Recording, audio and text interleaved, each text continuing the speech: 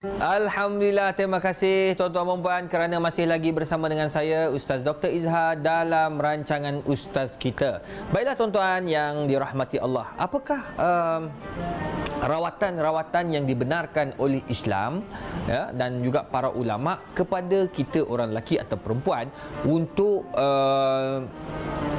menggunakannya atau untuk melakukannya sebagai rawatan pada wajah? Baik, antara perkara yang dibenarkan oleh para ulama untuk kita gunakan atau ia tak termasuk daripada larangan oleh Islam, iaitu menghilangkan jerawat-jerawat yang ada pada wajah. Kalau katakan pada wajah kita ni ada jerawat, ada orang cerita kat saya, Ustaz, paling kita takut ialah jerawat batu. Jerawat pasir tak ada masalah lagi Ustaz. Dia jerawat pasir ni sikit-sikit je. Dia naik masa mula-mula nak baru lepas balik kan, anak-anak kita baru lepas balik naik, itu jerawat pasir. Kicik punya hal. Dia akan hilang kalau kita pandai jaga. Tapi jerawat batu ni memberi kesan yang sangat dalam ya. Maknanya kalau kena jerawat batu ni tuan-tuan, dia kekal tau. Dia lama kekal berlobang-lobang muka kalau kita tak jaga. Na'udzubillah, minta-minta lah jauh daripada penyakit-penyakit seperti itu. Boleh tak dia buat rawatan? Kalau jenis penyakit seperti itu, maka boleh. Sebab kalau ikutkan kaedah, asalnya kita ini tidak ada penyakit itu. Maknanya asalnya kita ni dilahirkan tidak ada pun wajah berlubang-lubang macam tu. Maka kita dibenarkan untuk mengembalikan balik wajah kita kepada wajah yang asal. Macam mana caranya?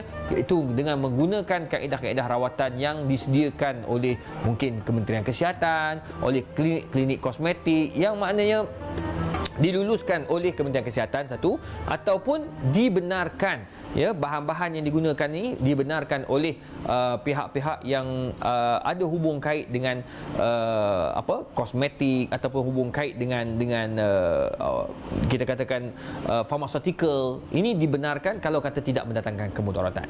Yang tak boleh apabila kita gunakan untuk kosmetik. Macam contoh, kulit saya dah elok-elok dah, tak ada jerawat tu, alhamdulillah, syukur pada Allah Taala, tak ada lubang-lubang, tak ada orang yang jerawat batu.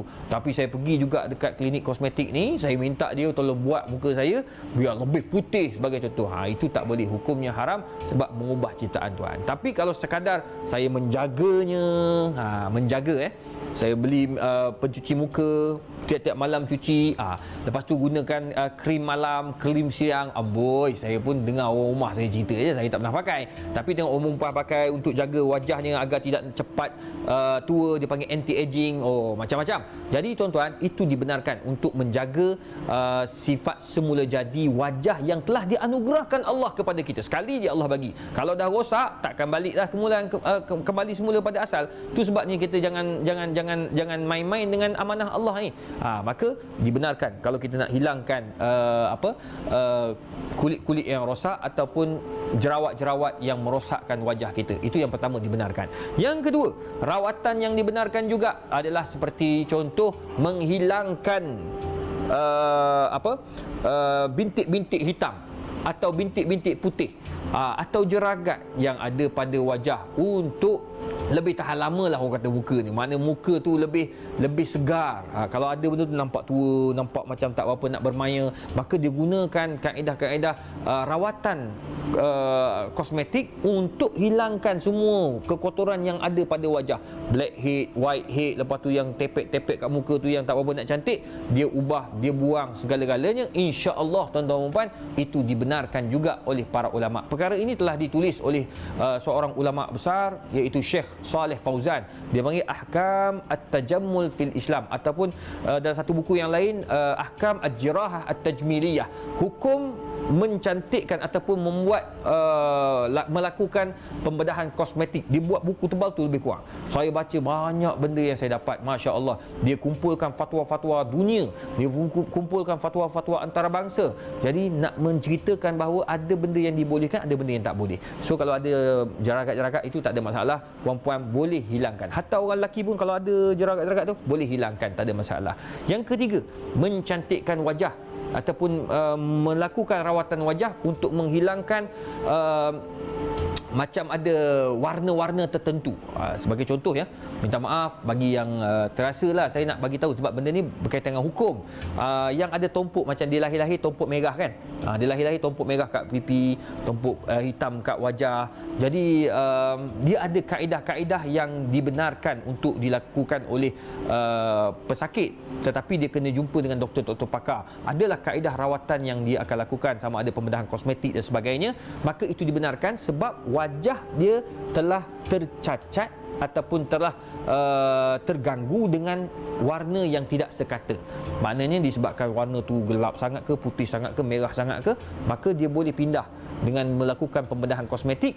Itu dibenarkan juga sebab untuk mengembalikan keyakinan lelaki ataupun perempuan yang mempunyai masalah seperti itu. Ini dibenarkan. Sebab apa? Ia rawatan. Sebab asalnya manusia ni kulit sekata, tapi tiba-tiba ada tompok kat wajah, ada tompok kat bawah dagu, maka dibenarkan untuk beliau melakukan pembedahan atau melakukan rawatan kosmetik ke atas wajah yang bermasalah. Yang keempat, satu lagi benda saya lupa. Pula apa benda pula orang kata ni nak kata benda terkejut ni, datang ilmu laduni ni. Yang keempat ni, apa dia? Benda yang kita selalu tengok. Orang kata ni khurafat punya. Apa dia tau? Yang jenis orang suka mengair, dia kata kalau isi mengandung jangan mengair. Sebab nanti kalau kita dapat ikan, sumbing anak kita yang lahir nanti. Tak ada kaitan bang, khurafat semua tu. Apa kaitan suami pergi mengail, lepas tu dapat ikan, bawa balik makan ramai-ramai, tiba-tiba anak lahir sumbing? Tak, dia tak ada kaitan dengan sumbing kerana suami mengail, bapa mengail, tak ada.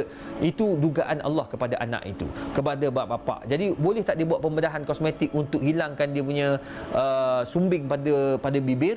Maka para ulama membenarkan juga, tuan-tuan dan puan, membenarkan juga. Sebab apa? Sebab nak mengembalikan balik keyakinan anak itu, ya, mak bapak bila tengok anak nak makan pun senang, kalau tidak kesian bila ada sumbing dan sebagainya. Maka dalam hal ini muslimin muslimat, nampak tak bahawa Islam itu cukup cantik, cukup mudah, ya, memberikan kelonggaran. Walaupun pada hukum asal mengubah ciptaan Tuhan itu adalah haram, tetapi untuk tujuan rawatan ia adalah dibenarkan. Sebab Nabi pun menggalakkan kita berubat, ya, mencari rawatan, mencari penawar, cuma jangan cari daripada sumber yang haram.